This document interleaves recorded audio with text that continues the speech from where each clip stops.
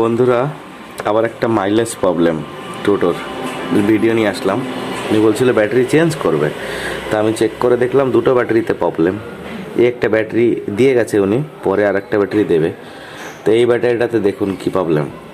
এই সেলটা খারাপ, ঠিক আছে, পজিটিভের থেকে এই 3 নম্বর সেলটা খারাপ। বিশ্বাস হচ্ছে না তাই তো? দেখুন, আপনাদের দেখিয়ে দিচ্ছি আমি।